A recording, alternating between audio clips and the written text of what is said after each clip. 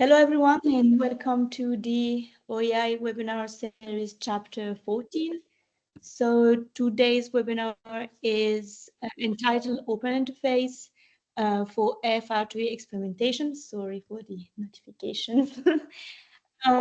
So today we'll have 5 speakers. Yes? No? Yeah. We'll have 5 speakers. So the first one is Paulo Marquez, which is the founder of Orbismart. We'll have Tiago Alves, which is the chief software architect at Orbismart. Then we'll have Luis Pereira, chief at 5G or 5G, 6G R&D at Orbismart. We also have Neil Pandya, principal applications engineer at Emerson NI, and Aditya Dhananjay, CEO of Pi Radio. I think we have a Q&A session at the end of the webinar, so you can still ask questions in the chat, but I would recommend to ask your question when the presentation is over. So with that said, I'm leaving the floor to Paulo, if you want to start the presentations.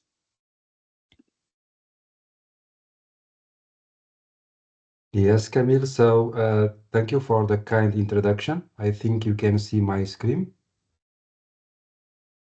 Yes. Yes. Okay, so welcome to this webinar on Open Interface for FR3 Experimentation. It's a webinar organized by Orbismart, but in cooperation with the NI and Pi Radio. So the main idea is to discuss the opportunities for research and development in this new FR3 band that some people say that would be the golden band for 6G. So the speakers, as Camille was just saying, is myself, founder of Orbismart, Luis, that is one of the top experts in OAI and contributors to the Open Interface Code, Tiago, that is leading our OAI box product line, Aditya, CEO of Pi Radio, and Neil from ANI. You may remember that last time at the OAI workshop in Eurecom, during the FR2 session, we promised to present OAI box FR3 by early 2025. So here you are today to fulfill that promise together with our partners, NI and Pi Radio. So I'm going to give you first an outline of the main motivation for FR3 research, the main research topics that the current research trends in this area are working on. Then we will present our product, the OAI box FR3 test network for end-to-end experimentation in this 6G band. And then I will give the floor to Neil to present the USRP platform for FR3 research. Then Aditya will present the Pi Radio front end.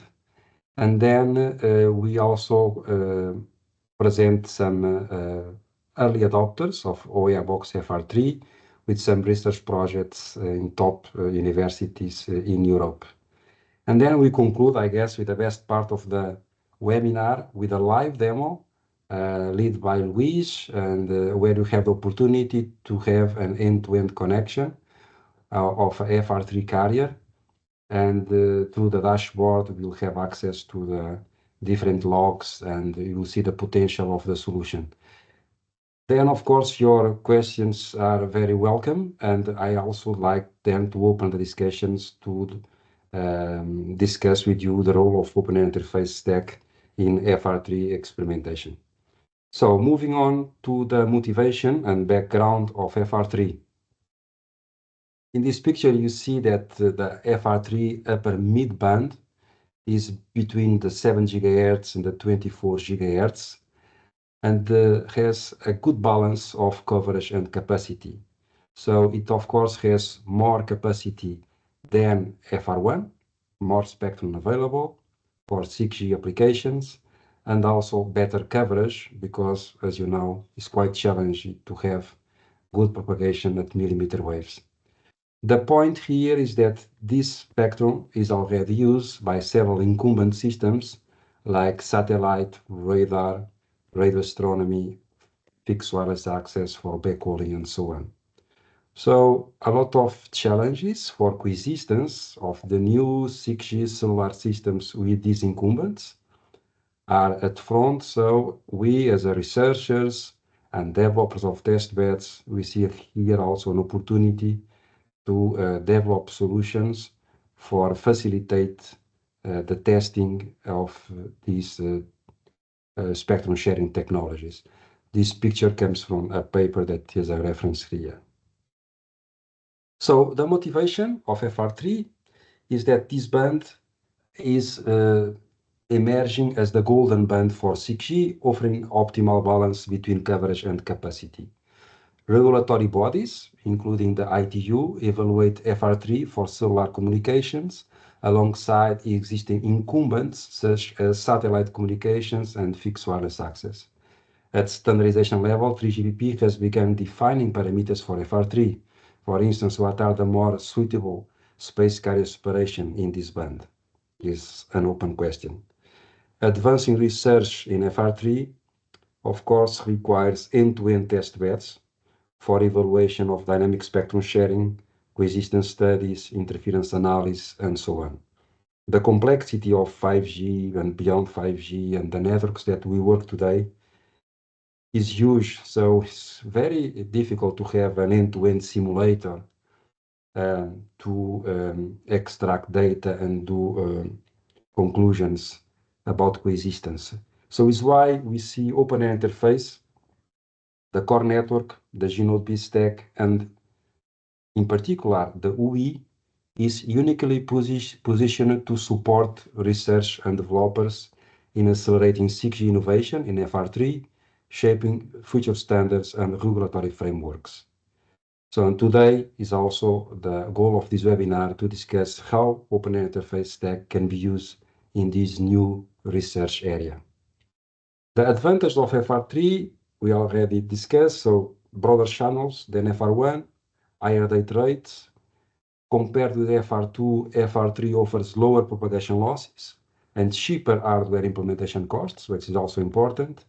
FR3 is more suitable for medium coverage deployments, factory environments, and outdoor to indoor scenarios where FR2 is very challenging to work with.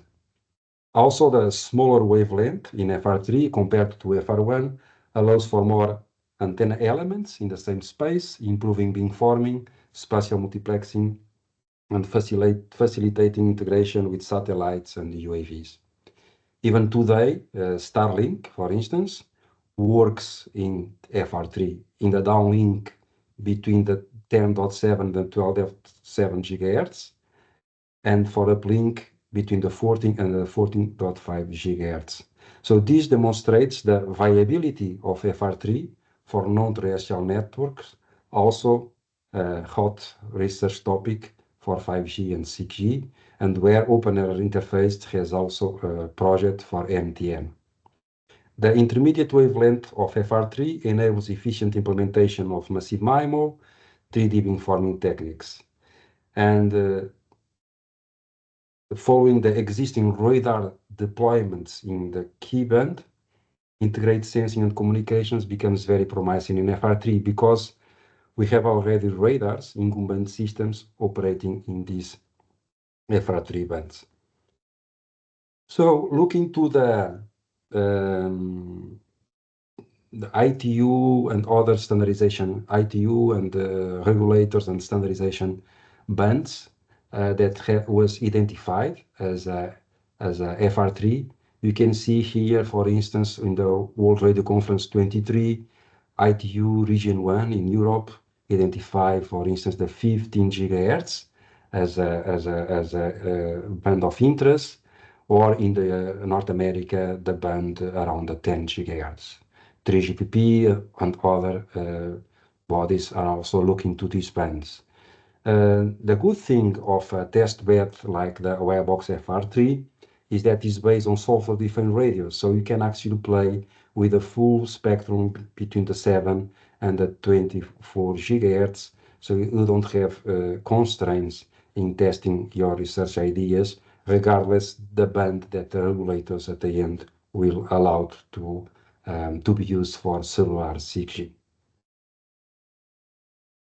The research topics on FR3, look into the literature, you see some papers on radio propagation channel modeling for FR3. So you need to have a good channel characterization of delay spread, multipath, Doppler shifts, because these actually influence the 3GPP standard. For instance, the subcarrier space separation depends on these radio characteristics.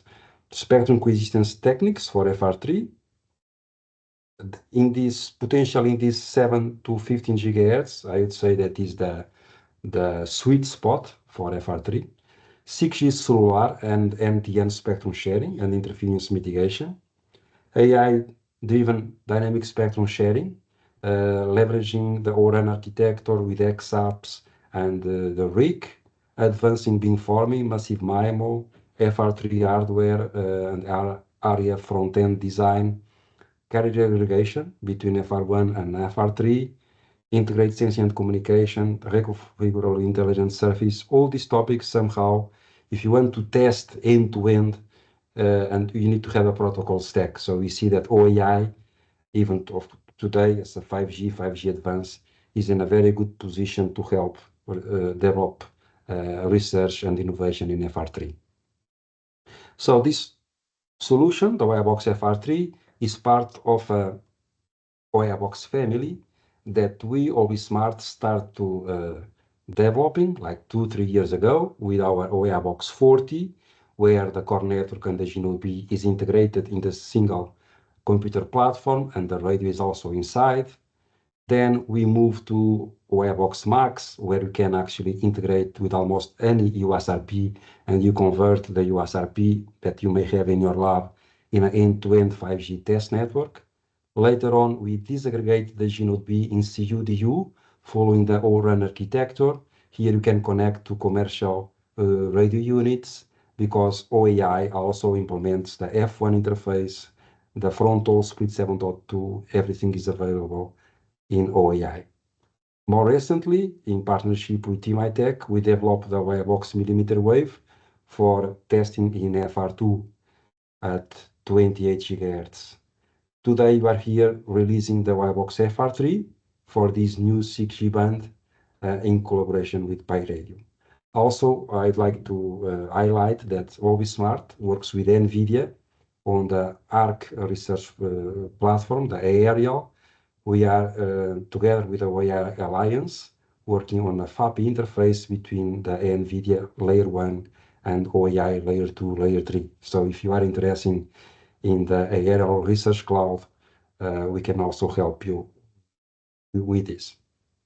So in summary, we have here a short video that shows how the OAI Box and USRPs integrate. So we can start with OAI Box Max with a very simple USRP, the B210, 40 MHz bandwidth. Then you can migrate to a more advanced USRPs, X410s for MIMO 4x4, for instance. And then you can convert the Max in the CU and have a DU, and then you have an open run with mid-hole and open frontal solution. Later on, you can plug in up and down converters, beamformers for the millimeter wave bands. You can integrate with RIS to test the potential of RIS. And today, we also allows the testing of, enable the test of FR3 for dynamic spectrum sharing research in this 6G band. Okay, so the setup that later on you are going to see a live demo is composed by the OAI Box computer platform that runs the OAI core network and the GNOB. We have the USRP for the baseband and then the front end for Pi Radio. Since this is let's say a joint work between Hobby-Smart, NI, and Pi Radio, I'm now giving the floor to Neil Pandya from NI to give us an overview of the USRP platform and how it can enable 5G and 6G research. So, Neil, now the floor is yours. I will move the slides. Great. Thank you, Dr. Marques. Hi, everybody. My name is Neil Pandea. I'm with National Instruments in Austin, Texas, in the United States. We'll talk about the USRPs and how they can be used for 5G and 6G research and development. As Dr. Marques just said, the 3GPP is now considering FR3 for 6G operations. So that's between 7 and 24 gigahertz. The USRP, when paired with the Pi Radio hardware front end and the OAI box solution, provides a flexible and versatile, powerful platform for FR3 experimentation. There are several USRP devices that you can use for these purposes for 5G and 6G applications. The X300 and X310 radios, the N300 and the N310 radios, the N320 and N321 radios, and the X410 radio. These are all radios that can be used for 5G and 6G applications and have various features and capabilities. The USR devices overall provide 2x2 and 4x4 channel densities, so one box can support 2x2 or 4x4 MIMO. The frequency coverage varies between 10 meg and up to 6 gig. The X410, as I'll talk about in a moment, can go a little bit above that. The radios provide 400 megahertz of bandwidth per channel, supporting the FR2 and FR1 channel bandwidths, as low as 5 megahertz and all the way up to the full 400 megahertz. Some of the radios provide phase coherence and LO sharing, so that supports beamforming and beam steering applications directly from the radios. And all of the 3GPP sample rates, subcarrier spacing, modulation and coding schemes are supported by the radio hardware. The USRP is an open platform, meaning that the platform and the technical specifications are openly published, so things like schematics and bill of materials are available if there's a desire to know what is happening inside the radio and how it's architected and what kind of components are used. And all of the open source, all of the software is open source. So things like the UHD device driver and the FPGA image and some other firmware and other firmware running on different microcontrollers in the radio. All of that is open source and on GitHub and freely available. Joint Communication and Sensing is now a working group in 3GPP, and it's being incorporated into the 6G standardization as well. And the USRP is well positioned to support JCAS research and development. Next slide, please. This is an overview of the USRP devices from left to right in increasing capability and feature. On the left side, you have the B200 series, the B200, the B210, the B200 Mini. These radios are based on an analog devices transceiver chip, and they have a frequency coverage between 70 and 6 gigahertz. They provide 56 meg of bandwidth, and they connect through a USB interface to the host computer. The next one is the E320, which is an embedded device. It uses the same analog devices transceiver chip. The N310 and N320 radios are more powerful. They provide more bandwidth. I'll talk about those in more detail in a moment. And they provide a higher channel density, and they provide more bandwidth. So they use Ethernet 10 gigabit or even 100 gigabit Ethernet. The X310 radio also provides a 10 meg to 6 gig coverage with 160 megahertz of bandwidth. And depending on the configuration, it can be 2x2 or 4x4 in a receive-only mode. And then there's the X410, which is our most powerful radio for 5G applications. It provides frequency coverage from 1 meg and up to 7.2 gigahertz. So it goes above the 6 gig limit that most of the USRP devices have. It's the only radio we have right now that can tune up to 7.2 and actually even up to 8 gigahertz. So it has the widest frequency coverage of any USRP device. It also has the second highest channel bandwidth. So the X410 can operate at 400 megahertz per channel. All of the USRP devices can operate all of their channels simultaneously, and they're full duplex, meaning that you can transmit and receive at the same time. Because of the higher bandwidth on the X410 and also the X440, there's a 100 gigabit Ethernet option as well. The X440 is a little bit different radio, and I won't talk too much about it today, but although it provides more bandwidth, it's a baseband device. There's no front-end tuner on the X440. It operates at baseband up to 2 gigahertz of baseband or 1.6 gigahertz of IBW bandwidth. Next slide, please. This is the general architecture of most USRP devices. Each of them are a bit different, whether they're using a transceiver chip or not, but the general architecture is similar. On the left, you have your host computer or host processor. This could be a processor inside the device or external to the device, and it runs typically Linux and controls the entire operation of the radio and runs the UHD device driver. It's connected to the FPGA, which performs up conversion and down conversion to provide the sample rate and some other physical layer operations. It also controls all the radio components. And it in turn is connected to the A to Ds and D to As. And then you have the RF front end, which provides your RF capability. All of those components are controlled by the FPGA and in turn controlled by the driver.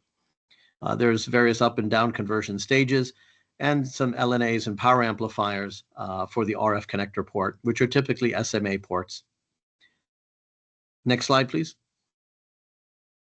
The X310 radio is the first radio I'll mention here that's useful for 5G and 6G applications. It provides 160 meg of bandwidth, and it's a 2x2 radio that uses dual 10 gigabit per second Ethernet interfaces. All of the radios support C++ and Python. UHD is the device driver. RF NOC or RF NOC is the FPGA framework.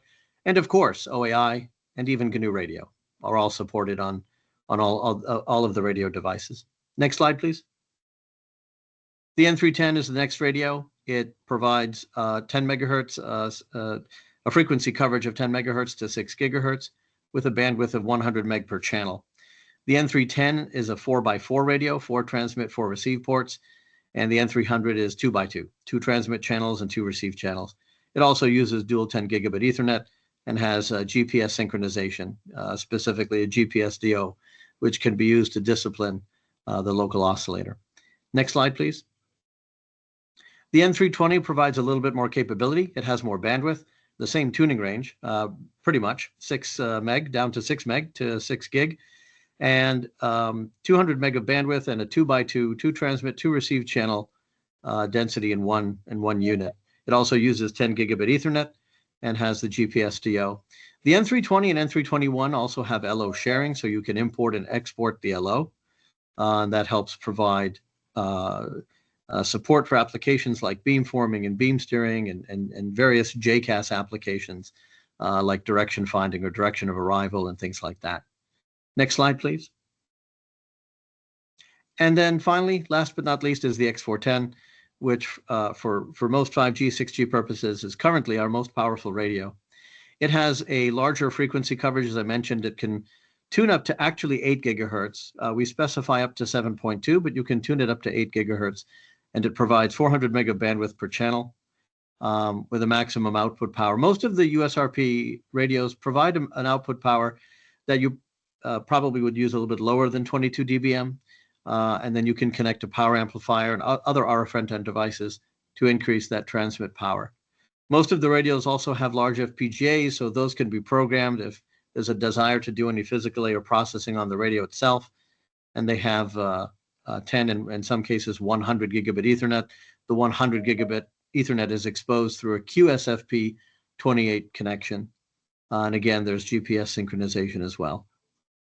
I think with that, one more slide. And this is the close-up view of the back of the X410 radio, showing some of the ports. There's a PCI interface as well, which isn't often used on the open source tool chain at the moment.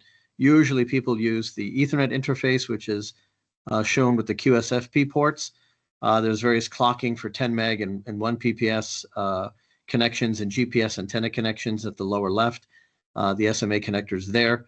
And there's various console connections and JTAG connections. And there's a management port, an RJ45 management port, so that you can remotely administer and control the radio. Most of the USRP radios have that RJ45 Ethernet port. And I think with that, I'll turn it back to Dr. Marques. Thank you. Thank you, Neil, for the presentation. And another important component of the OAI box FR3 is the BioRadio front end. So now I'm inviting Aditya, CEO of BioRadio, to give an overview of the BioRadio FR3 capabilities. So Aditya, if you can. Thank you, Paolo, and thank you, Neil. By way of an introduction, my name is Aditya. I'm one of the co-founders of PyRadio, and we are a Brooklyn-based small business, and we build front ends for software-defined radios. So we got our start actually building front ends in the millimeter wave bands, but about 2 years ago, we were advised to build front ends that work in the FR3 bands, broadly speaking, 6 to 24 gigahertz. And the idea behind our front ends is the following. Let's say that you've got an existing system that is working in the sub 6 gigahertz bands. You can add our front ends to that to extend the operation of your existing sub 6 gigahertz platform into the FR3 bands going all the way up to 24 gigahertz. So we got funded to build the FR3 front ends from a Department of Commerce grant from the NTIA in the United States. And so all of the FR3 front ends have been built on NTIA funding. And so these front ends have been used to do a whole bunch of different demos. For example, Marco Mezzavilla, who's currently a professor at the Polytechnic University of Milan, and Sandeep Rangan's group at New York University have taken the PyRadio front ends and they've attached it to existing FR1 5G NR implementations. And they, in fact, did the world's first demonstration of 5G NR working over the FR3 frequency bands. And this demo was done at the Brooklyn 6G Summit about 4 months or 5 months ago. And so what they did is they essentially took OpenAirInterface, the G Node B, and they took the OpenAirInterface Soft UI, attached it to the PyRadio front ends, and voila, what you have is an FR3 cellular system that works over the air. And I must say that, I must call out our CTO, Mike Zappe, who you can see in the photograph, and behind him is our intern, Elijah, who's all of 17 years old, who's helped us design, build, and debug this hardware. Next slide, please. All right, so the idea behind the PyRadio front end is extremely simple. So assume that you've got any sub 6 gigahertz software-defined radio like the USRP, as shown as the image on the left. All you do is take the transmit ports and the receive ports of the USRP and cable it into the PyRadio board. And the PyRadio box, which is the yellow box that you can see on your screen, essentially behaves like a glorified frequency converter. It takes on the transmit side, it takes in FR1 signals and produces FR3 signals. And then on the receive side, it takes in FR3 and produces FR1. And the FR1 signals are essentially cabled through to the sub 6 gigahertz system. In this case, you can see a USRP B210. So whatever system you have working at FR1, you can extend its operation into the FR3 bands. Whether it is a USRP that's running GNU Radio or OpenAirInterface or any software of your choice. And on the image on the right shows the printed circuit board that actually sits inside the PyRadio box. And I'm going to be talking about this in the next couple of slides. Next, please. All right, so the idea behind, let's just talk about the signal processing that takes place on the PyRadio system. As I mentioned, you can think of it conceptually as a frequency converter. So on the transmitter side, which is the right side of your screen, what happens is that it accepts FR1 signals in the bottom right side of your screen. And then it does a whole bunch of signal conditioning, which is it down converts FR1 down to baseband IQ, amplifies and filters these baseband signals, upconverts them to FR3 RF, where your FR3 can be anywhere between 6 and 24 gigahertz, amplifies them, and then sends the signals out in the top right of your screen. And the receiver side is symmetrical, and it's on the left side of your screen, where in the top left, you can see that it accepts FR3 signals from the antennas. It pushes them through low noise amplifiers and down converts them to baseband IQ. Then it cleans up and amplifies the baseband signals before up converting them back to FR1 and then the output FR1 signals are produced in the bottom left of your screen, where they get cabled through to the USRP. So, so this Pi radio system can support FR1 frequencies all the way up to 6 gigahertz, and it supports FR3 frequencies from 6 to 24 gigahertz. Next slide, please. All right. So one of the things that we wanted to guarantee with this system is that if you've got an existing system that operates at FR1, we wanted to essentially guarantee that once you hook up the Pi radio system to it, it will also work at FR3. And we wanted to make sure that we are adding virtually no detectable phase noise relative to the phase noise that already exists on your incumbent FR1 system. So, so in order to do all the frequency conversions, our PCB needs to generate the FR1 LO and it needs to generate the FR3 LO. That is done using a couple of PLLs that are bang in the middle of the screen. And these are extremely low phase noise PLLs, and they are locked on to a 10 megahertz oven controlled crystal oscillator that's got 0.5 parts per billion stability. So these are super low phase noise PLLs. Which are locked onto a very, very stable reference oscillator. And so the phase noise properties of the FR3 front end are extraordinary. And the final thing I'll say about this is that, yes, each Pi radio system supports 2 transmit and 2 receive channels, but we have a way of tiling multiple of these boards or boxes together to get larger and larger MIMO channel counts phase coherently. I'm not going to get into the details. Maybe we can talk about those during the Q&A, but I'll just leave you with this thought that you can tile multiple of these units to get larger channel counts phase coherently. Next slide, please. And the next question is that, okay, how do you configure the Pi radio box? Because you need to configure the frequencies, the gains, the filters, and so on and so forth. So we just have a micro Z that is attached to the backside of the PCB that sits inside the yellow box, and this has this actually runs a full Ubuntu, and it exposes an Ethernet connection. So over Ethernet, you can just issue it commands to configure the frequencies, gains, filters, etc. We even have a GUI that can do this control for you. So it's a very simple interface. And in the future, we will also support PTP for time-gated control. So you can give it commands like precisely at time T0, switch to frequency F0, and so on. So if you're doing things like frequency hopping, you can control the actual frequencies very accurately. Next slide, please. Of course, and so the Pi radio yellow box, as I mentioned, acts like a frequency converter with the amplifiers. But of course, you also need antennas in order to radiate the signals over the air, in your controlled lab environment. So we have designed and manufactured these simple Vivaldi antennas that cover the entire 6 to 24 gigahertz bands. So each of the yellow boxes will be attached to 4 such Vivaldi antennas, 2 for the transmit and 2 for the receive. And the performance of these Vivaldi antennas is very close to what we expect in simulations. Next slide, please. So the OAI box specifications, Paolo is going to speak to them, but about the Pi radio FR3 software-defined radio front-end specs, the frequency of operation on the FR3 side is 6 to 22.6, but with some trickery, you can get it to go up to 24 gigahertz. So think of it as a 6 to 24 gigahertz system. It's a 2-channel MIMO which supports 1 gigahertz of instantaneous bandwidth. And the transmit power is about 17 dBm conducted power per channel. And we've got a very low receiver noise figure in the order of 3 dB. And this is important if you're trying to kind of, receive signals that are quite weak. And but I think that the most impressive thing about this system is the phase noise performance that is extremely low.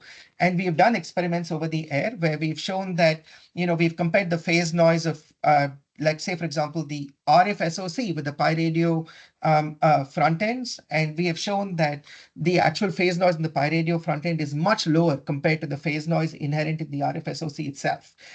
So, that is because we kind of over-engineered it this way. But I'm not going to really waste too much time talking about this. Next slide, please. Yeah, thank you, Aditya. That's it, really. Yeah.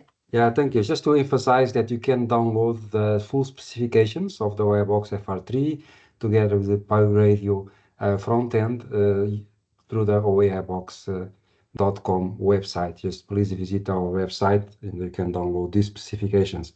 Thank you very Yes. much, Aditya. Thank you, So, Paolo. And the last thing yeah. that I forgot to mention is that all of our design schematics are open source on GitHub. We have taken, we've been inspired by our friends at ETIS Research and NI to make design schematics open source. And so that's exactly what we've done. So thank you to NI for setting the example for the rest of the world. Great. Okay, so I'm going to give you, before the live demo that we have prepared for you today, we are going to give you some examples of OAI Box FR3 early adopters.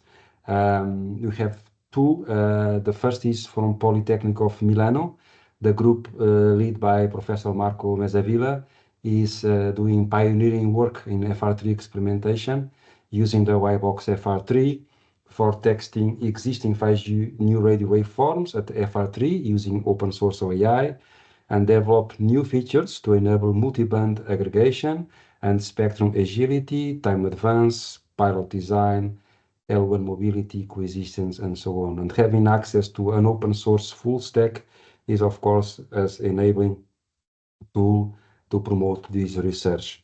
Also, the group led by Professor Marco is working on this interesting topic of coexistence between terrestrial networks and non-terrestrial networks. In fact, terrestrial WEAs and GNODE WEAs can interfere with satellites, as you can see here in this picture on the right. So this cellular base station, this side lobe in the downlink can actually interfere to the uplink from satellite, as you saw just some slides ago. Starlink is operating in these FR3 bands. So you need to investigate new ideas. So they are working on create nulls in direction of satellites and beam pattern nulling Starlink satellites. You can find more results in this paper. And the next step is using OAI NTN. That is also, as I mentioned, a project in the OAI Alliance related to non-terrestrial networks. So again, tool to do practical experimentation on coexistence aspects of spectrum sharing between terrestrial and non-terrestrial networks. Another top research center, in Europe, Fraunhofer HHI, is working with a OAI Box FR3 in the Massimo project, a project related with cell-free massive MIMO systems, where the team is developing a 6G radio unit for the FR3 frequency band. So in fact, the OAI Box FR3 works with his work is multi-vendor, let's say, in terms of the front end. And here in this project, they are integrating the 6G radio developed in the project with the OAI stack. So more details are in these links that then you can follow later. We are working very close with Matthias Melhaus, that is a researcher at Fraunhofer HHI, an important contributor to the OAI code and the tester of OAI. And in this picture, you can see the plans to integrate this radio with the OAI Box FR3. Here, I'd like to highlight this testimonial for Matthias that with solutions like this, we drive future research and technological progress in next generation mobile networks. For us, as OBSmart, is an honor to work with the top research centers like Fraunhofer that helping us to improve our solutions and the OAI stack. So now we are closing to the live demo. Just what I'd like to highlight here the aspect of the OAI. So we have the GNODE B, is the OAI stack, with a USRP, with a FR3 front end. But to test this end-to-end, you need to have a user equipment. Since there is no 3GPP standard for FR3, there is no commercial available equipment, mobile phones. So here we have two options. We start doing the FR1 waveform over an FR3 carrier. As you can see here in this picture, you can have a Quectel that operates a 3GPP FR1 waveform together with a frequency converter from Pi radio, and then you can do end-to-end transmission over the air in a FR3 carrier, but using the FR1 5G waveform that is complying with the GPP standard. And you can do already a lot of stuff here, coverage, capacity tests, and so on. But today we'd like to do something. We demonstrate this at IEEE Joint Communication Sensing Workshop in Oulu, but today we'd like to go a step further and to demonstrate a setup where you're having an FR3 waveform with a space carrier separation of 120 kilohertz. That is, of course, non-standard compliant because there is no standard. And we are going to use the OAI UI. So it's very important for the community also to understand that there is a stable and is becoming more and more mature OAI stack for the user equipment that we call the soft UI. So you can connect to a USRP. In this demo, we are going to use an X310 and the frequency converter for Pi radio. And then you can actually research FR3 waveforms on top of FR3 carriers. So today we are going to show this with the band that we just create, band 999, non-standard compliant. It don't search in 3GPP because it doesn't exist, this band. Something created for this demo at 12 gigahertz. And of course, we are going to spend some time with a Webox dashboard that is a powerful tool for monitor and control and facilitate the use of OAI. In fact, thanks to the Webox today, we have many customers that didn't use OAI before, and today are using OAI because of the Webox dashboard really facilitates the use of the OAI stack. So now is the time of live demo, and I'm going to switch to Luis that is in OB Smart Lab.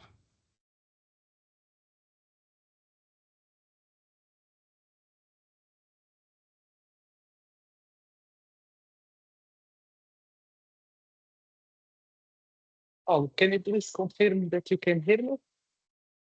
Yes, I can hear you very well. Okay. So, hello. So I will give you a presentation of our OAI box FR3 test bed. So one of the key features of OpenAirInterface is it is open source. So we can implement non-standard features.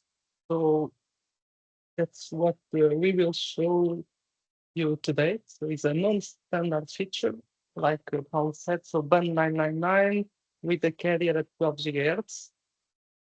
So starting from the G-Node B. So we have here our OAI box FR3 computer platform that will run OpenAirInterface Core Network and OAI box G-Node B. It connects to a USRP X410 that will receive a baseband signal, IP samples in basebands. It will convert those samples to an intermediate frequency around 2.6 gigahertz. And then the signal goes to the Pi radio box, already presented by Aditya.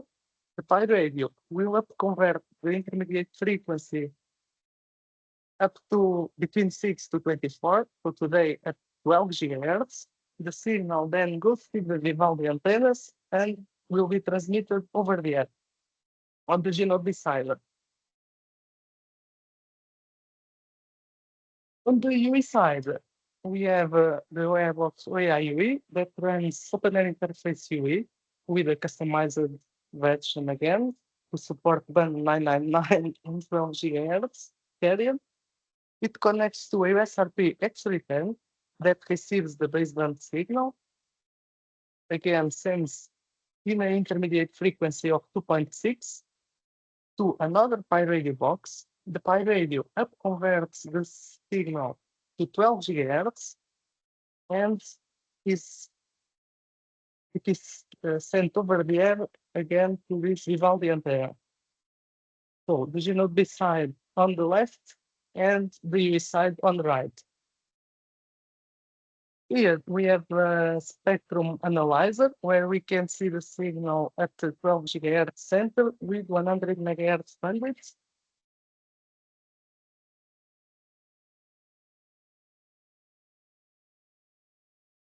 And finally, we have the OAI box dashboard where we can control and manage the entire test bed that is now running, but Thiago will show you a live demo next.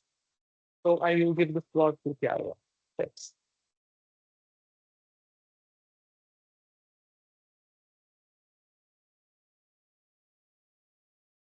Hello, thanks. Can you confirm if you are seeing my screen, Paulo? Yes, please move on. Okay.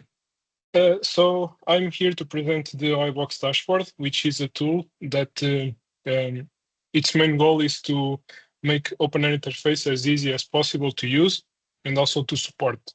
So because the support is a very important topic for us, we decided to create this cloud-based dashboard in which our users need to log in with their credentials, which I am doing now. And after logging, they will have access to their OAI box system. So from here, the goal is for the users to configure the entirety of their test bed. And as you can see, today I have here the OAI box FR3, and the status is online. It is reporting that it is connected to an NI X410, but our OAI boxes will search and discover and configure the entire OAI configuration file to use whichever is the USRP, as long as it is supported by the community. Just one side note, even though today we are more focused on FR3, this solution is capable of handling multiple frequency ranges. So if you acquire such a solution and then you will be able to change between FR1, FR2, and FR3, provided that you have the corresponding radio front end for it. Changing the duplex mode is also possible just by picking an option from this dropdown, and our users will be able to change and have the entire configuration file of the OAI Gnode B or UE being changed automatically by our system. So starting the core network, it's very easy. You just need to press the start button. It takes some seconds. While the core network is starting, I will just give you an overview of the Gnode B configurations that we are using today. So today we are using, as Luis said, band 999, which was a band that was created specifically for this demo. It has a central frequency at the 12 gigahertz. And these are the specifics, the SSB and the point A. The duplex mode being used here is TDD with a subcarrier spacing of 120 kilohertz. For this demo, we are using 100 megahertz channel bandwidth in an SISO configuration. So if I go back, now you can see that the core network is up. Usually the way of operations is now we can start FlexRig.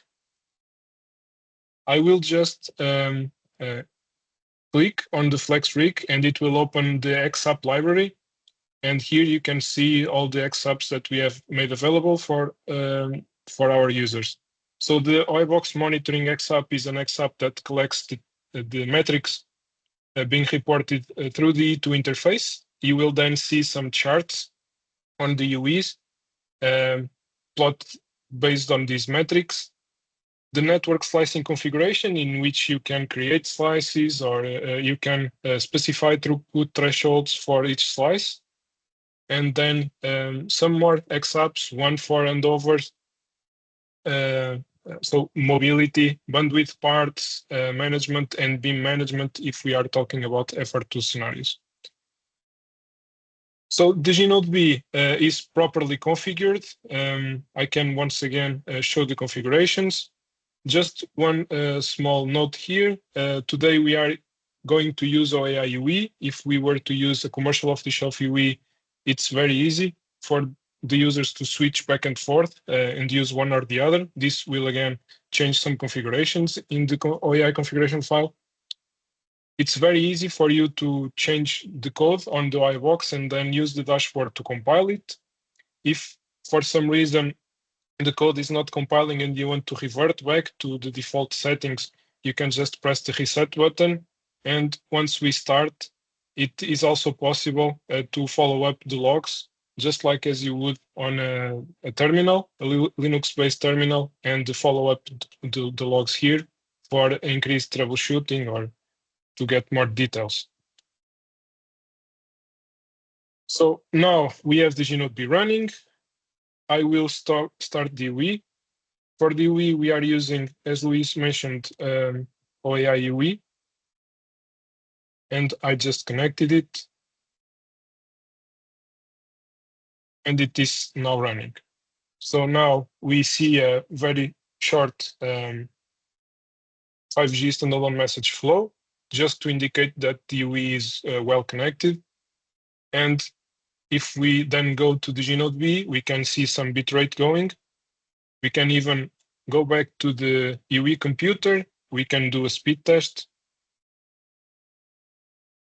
Or we can come back to the overview page and start an hyperphone downlink just to see some bitrate going on the GNodeB. So around 70 megabits is what we are getting currently. And by clicking on the UI, it's possible to see these metrics. All these metrics are being collected in real time via the XApp, the OAI monitoring XApp, we call it, but it's just an XApp that collects the metrics from the E2 interface and then sends them upstream to the dashboard. Okay, so from my side, the overview is done. I will leave now the floor open to the Q&A session. Thank you. Thank you, Tiago. So maybe Camille can share with us questions you may have at the Q&A. Yes, so thank you, Tiago, and thank you, Paulo.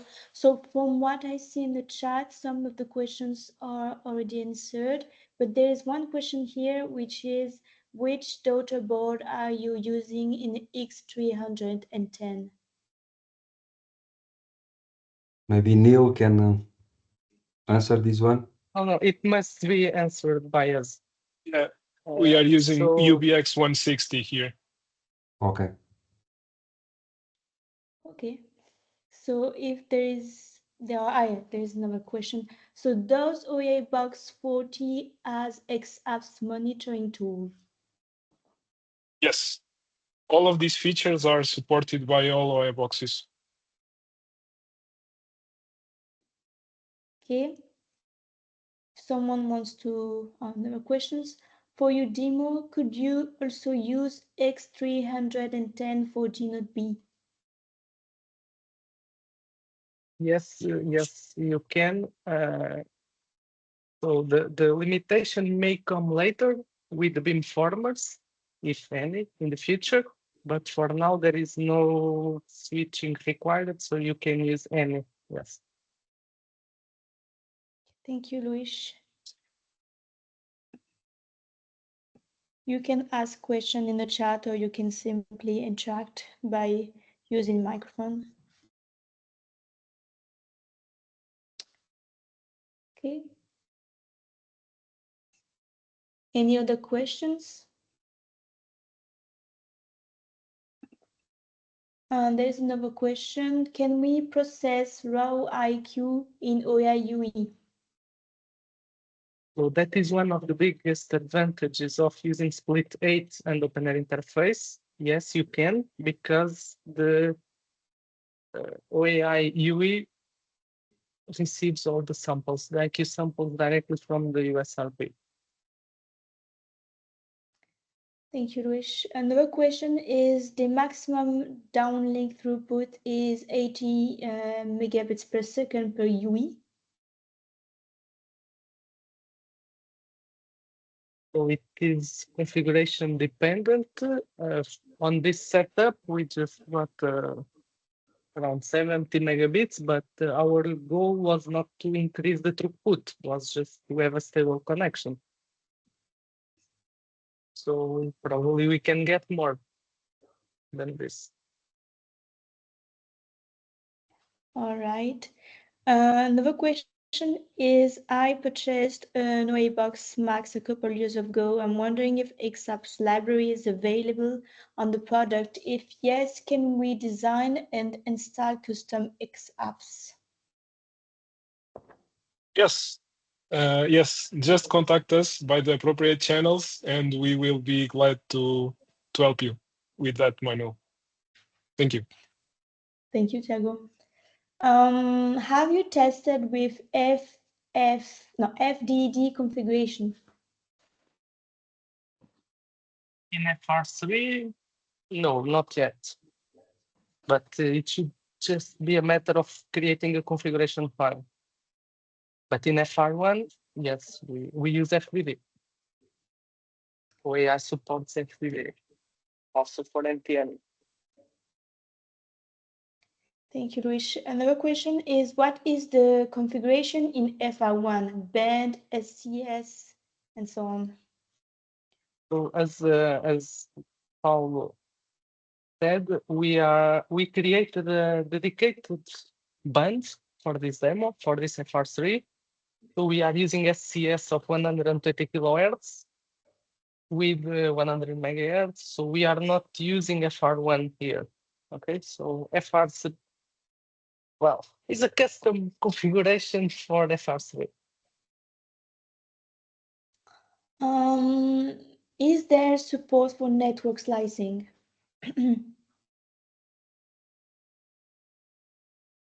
Yes, we have an XApp for that, in which the users can determine in runtime which is the throughput that they want, for example, in ultra reliable low latency communication slice.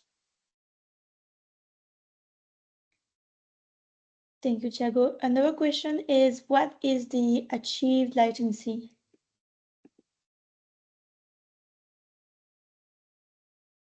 Again, this was not one of the key metrics that we were trying to have here. This was just more so means to show you how to develop a custom FR3 waveform to do some research towards 3GPP standardization. But for all intents and purposes, the results that you were seeing were around 80 megabits per second download, around 30 to 40 megabits per second upload with a latency of around 9 to 10 milliseconds.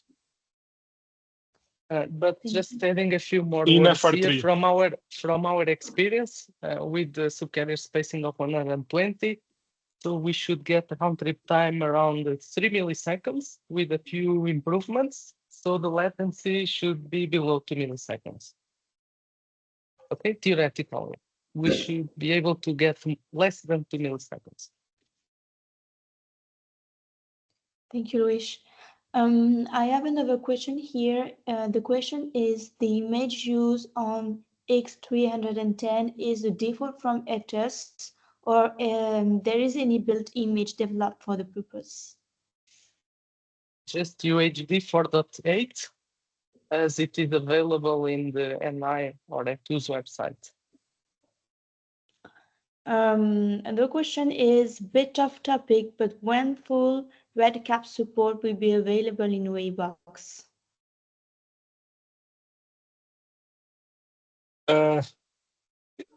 This is going to be discussed at a further stage, I think.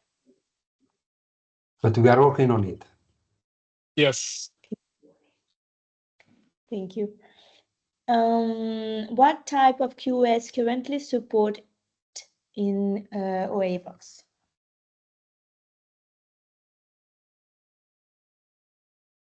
Luis, do you want to take this one?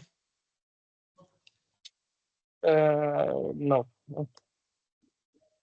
You know, Oh, I yeah. would say that our target market is test and measurements. Okay, so we are developing test beds. We are working on improving the quality of service of Shure. But the main purpose of the OAI box is not to compete with the private 5G networks from Ericsson or Nokia. You are still on the testbed QoS level.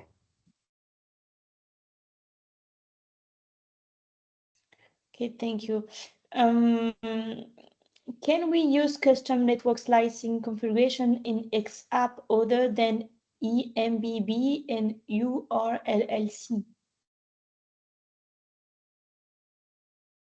Yes, you can. It's just a matter of creating the configurations. Of course, to enforce any specific QoS profile, for example. So we have our own algorithm, but the user should create their own algorithm or check the standard.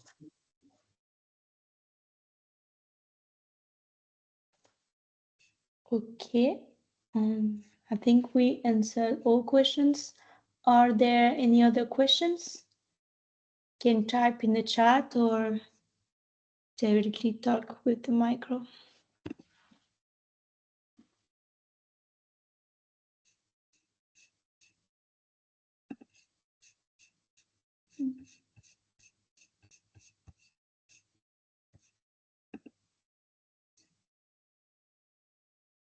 Okay, I don't see any other questions for now. So maybe we can conclude here. What do you think? Yeah, Camille, I think we can conclude. Just thank you, the OAI community. Still 96 people attending. Thank you for your support.